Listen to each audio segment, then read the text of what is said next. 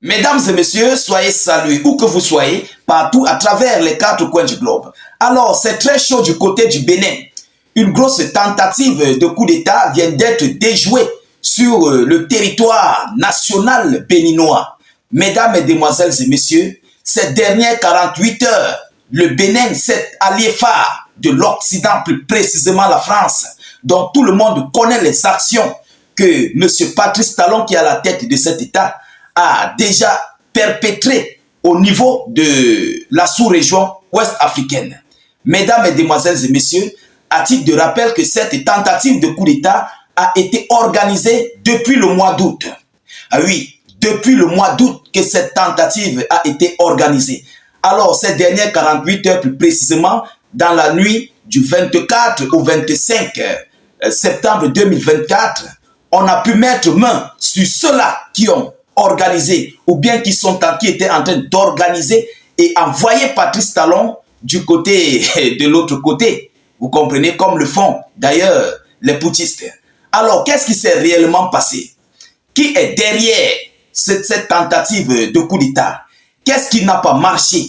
Pourquoi cette tentative d'État a été organisée contre Patrice Talon? C'est dans tout ce cadre que nous allons développer et décortiquer au sein de cette vidéoconférence. Mais avant tout, comme vous le savez, comme à l'accoutumée, la répétition est pédagogique. Les anciens, veuillez m'excuser, mais sachez que de jour en jour, il y a les nouveaux, ils ne savent pas comment nous fonctionnons. Alors, veuillez partager massivement la vidéoconférence, surtout mettez-la partout à travers le monde. Vous comprenez? Écoutez cette vidéo attentivement. Alors, mettez cette vidéo dans tous les groupes Facebook, WhatsApp, Instagram. N'hésitez pas de pousser beaucoup de j'aime et des cœurs. Parce que nos vidéos sont tellement sensibles. Nous sommes tellement suivis par le bloc otanien et ils ne veulent pas nous voir relayer des informations vraies. Alors, cliquez sur le lien de notre chaîne YouTube dans les zones de commentaires. Abonnez-vous à notre chaîne YouTube parce que sur Facebook, beaucoup de systèmes sont limités. Vous ne parvenez pas à faire de multiples partages. Les partages sont restreints. Les commentaires sont restreints. Juste pourquoi? Parce qu'ils ne veulent pas nous voir relayer l'information, propager l'information dans le monde. C'est pourquoi ils limitent même d'ailleurs notre visibilité et les partages et tout ce qui s'ensuit. Alors n'hésitez pas de nous rejoindre sur le lien de notre chaîne YouTube en commentaire. Cliquez sur le lien dès que ça s'ouvre. Vous cliquez sur subscribe ou bien sur s'abonner. Ensuite, vous cliquez sur la cloche de notification pour ne plus rater nos prochaines émissions. N'hésitez pas de mettre notre slogan en commentaire. Vive la paix dans le monde. Mesdames, Mesdemoiselles et messieurs, qu'est-ce qui s'est réellement passé? Alors, il s'agit là d'une tentative de coup d'État qui est liée ici d'abord dans le système béninois, donc dans le bloc du gouvernement béninois. Il y a 3 personnes qui sont là, les pions phares au niveau du Bénin.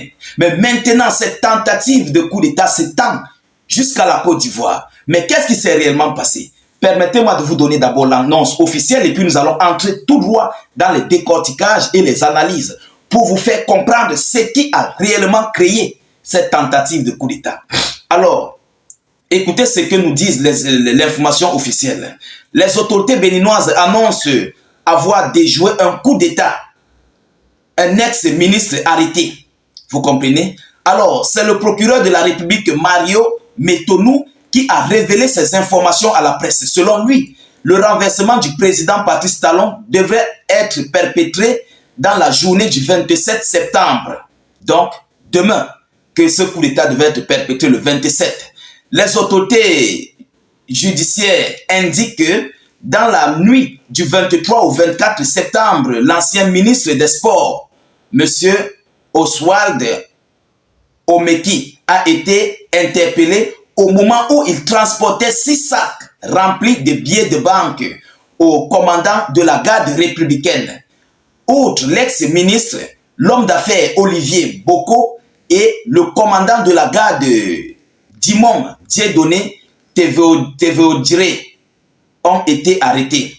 Alors, voilà les informations qui ont été fournies.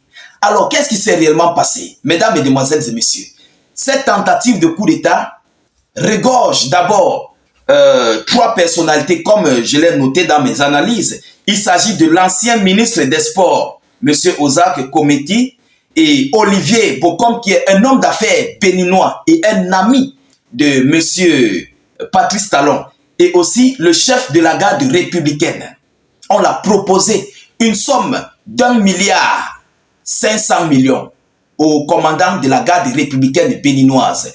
Et pendant ce temps, on l'a ouvert un compte bancaire du côté de la Côte d'Ivoire dans la banque LCA Bank. Voilà, en Côte d'Ivoire, où on a versé une somme de 105 millions dans cette banque ivoirienne. Alors, comment se fait-il qu'on peut ouvrir un compte bancaire au sein du gouvernement ivoirien et qu'ils ne sont pas au courant de ce montant colossal qui a été ouvert? Mesdames et messieurs, ça attire beaucoup d'attention, ça attire beaucoup d'inquiétude au sein du régime d'Alassane Dramane Ouattara. Alors, nous allons encore plus entrer en profondeur. Mesdames, mesdemoiselles et messieurs, il y a de cela quelques mois, on peut dire 2 mois comme ça, que le général Monsieur Toumba, le ministre de l'Intérieur du Niger, s'était rendu du côté du Bénin, où il a rencontré ici le président de la République, Patrice Talon. Ils ont échangé. Et après cette rencontre, il a assuré au peuple béninois, au niveau de la conférence de presse, que tout s'est bien passé, que Patrice Talon a accepté toutes les conditions du Bénin, donc ils pourront reprendre ici leurs activités commerciales et tout ce qui s'ensuit. Alors, mesdames, mesdemoiselles et messieurs, quelques jours après, il y a eu ici une attaque terreau au niveau de la frontière entre le Bénin et le Niger, le Niger, où on a annoncé le repos éternel de 2 policiers béninois, juste peu après la visite du général Toumba, le ministre intérieur du Niger. Mesdames, mesdemoiselles et messieurs, qu'est-ce qui s'est réellement passé? Alors, selon les analyses et les décorticages, il s'agit bel et bien de la France et sous le biais de Alassane Dramane Ouattara, oui, la Côte d'Ivoire. Il s'agit de la France et le biais de Alassane Dramane Ouattara qui participe, mais mordicus, pour renverser plus que jamais M. Patrice Talon. Parce qu'il est entré ici en alliance, il est devenu ami des ennemis de la France. Vous comprenez? Parce qu'il a accepté continuer de collaborer avec le Niger et remplir les conditions du Niger. Mesdames, mesdemoiselles et messieurs, c'est pourquoi l'Occident, plus précisément la France est tellement remontée contre Patrice Talon et qui veut coûte que coûte le faire tomber.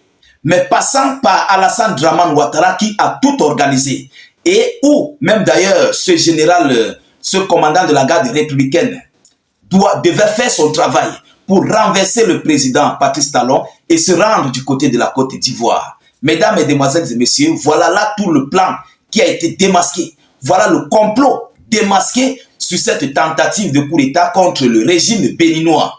Alors, mesdames, mesdemoiselles et messieurs, vous savez, tous ceux qui vont ou bien qui s'en vont à l'encontre des décisions de la France, parce que ça fait un bout de temps, ça fait bientôt, on va dire, 2 ans, qu'ils sont en train de vouloir mordicus faire tomber les régimes de l'AES, mais qui ne parviennent pas.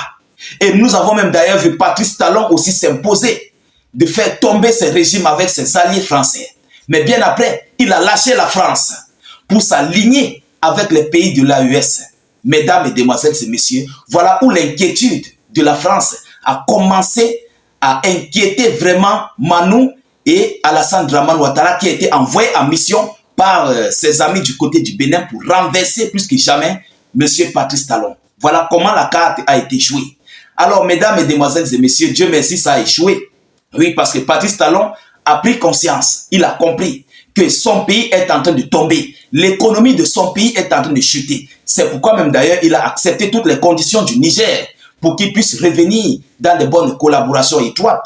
Vous comprenez? Pour relancer l'économie du pays, pour relancer ses zones portuaires, pour relancer tout ce qui ne marchait pas en fait entre le Bénin et le Niger.